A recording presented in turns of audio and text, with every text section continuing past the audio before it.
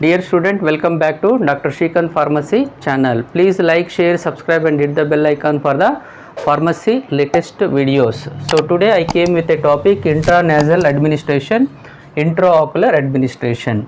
Intranasal administration, intraocular administration. Both are the examples of the non-per oral route of administration.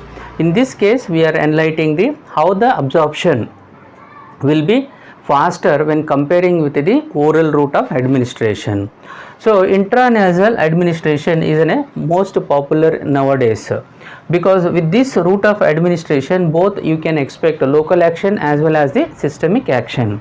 Upon the administration of intranasal, the absorption is faster as well as the rapid when comparing with the next to parenteral.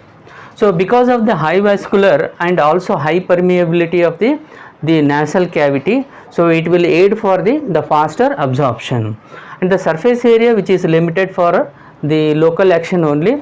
Hence the conditions like a nasal congestion or rhinitis commonly used for the administration of this type.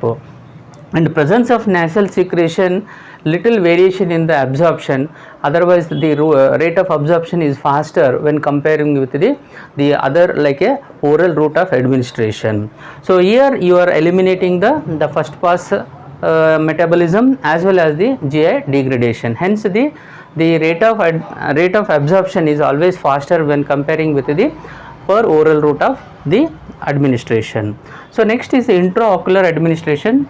So this is an utmost important, and the action is very fast with these cases. And in this part, the intraocular administration of a dosage form usually instilled into the topical to the eye, mainly for user for the local actions. The common example which are commonly used for the mydriatic, miosis, anesthesia treatment for the infection and glaucoma etc. are the condition or symptoms where the intraocular administration are more preferred. And these intraocular administration always preferred with the sterile, and the preference is given in the aqueous solubility for the absorption of the drug. And these are injected or instilled into the conjunctival, that is called the sac. So the barrier which occurs in the intraocular administration are mainly the cornea. So these cornea will aids for the drug absorption. The drug should have the hydrophobic as well as the hydrophilic. So it means that the drug which is having the biphasic solubility, so that will be good for the route of administration. And another one is a lacrimal fluid that will be influences on the rate of absorption.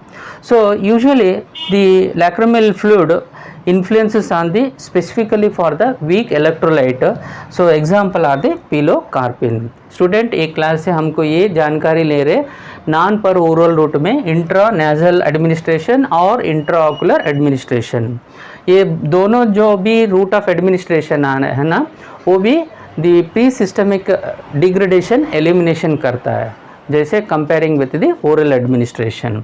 Intranasal administration is a very common route of administration. नाक में डालने का drop जो भी मिलता है ना वो कॉमन है.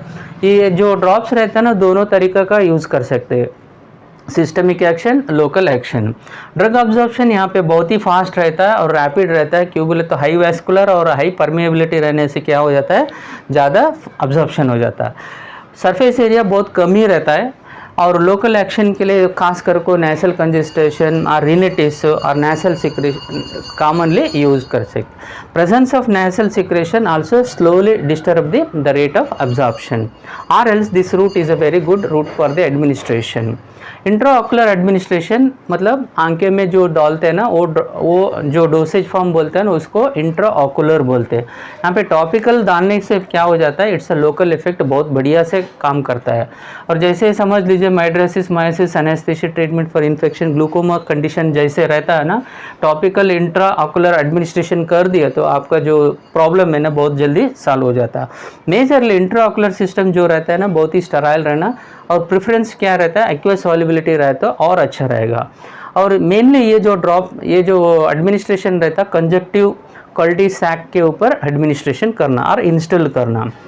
Majorly this intraocular will have the 2 barriers, one एक जो होता है कॉर्निया, दूसरे जो होता है लैक्रिमल फ्लूइड। कॉर्निया का एड फॉर दी, ये कॉर्निया के इंपॉर्टेंस क्या हो जाता है जी, बैरियर कैसा होता है बोले तो जो भी ड्रग रहता है ना, दोनों सॉल्युबिलिटी रहना, हाइड्रोफिलिक और हाइड्रोफोबिक में रहे तो अच्छा रहता है। सो ऐसे के लिए बाइफेसिक सॉल्युबिलिटी बोलते हैं उसको। सो लैक्रिमल फ्लूइड जो भी रहता है ना, वो भी इन्फ्लुएंस होता है रेट ऑफ ऑब्जॉर्प्शन के लिए, खास करके वीक इलेक्ट्रोलाइट के लिए ये रेट ऑफ ऑब्जॉर्प्शन में वेरिएशन होता है ना। एग्जाम्पल जो है ना पिलोकार्पिन, समझता हूँ ये क्लास से आपको बहुत सरल से intranasal administration, intraocular administration, comparatively oral administration, ये बहुत ही बढ़िया है और अच्छा है, बल्कि हमारे को समझ में आया। Thank you very much for watching this video.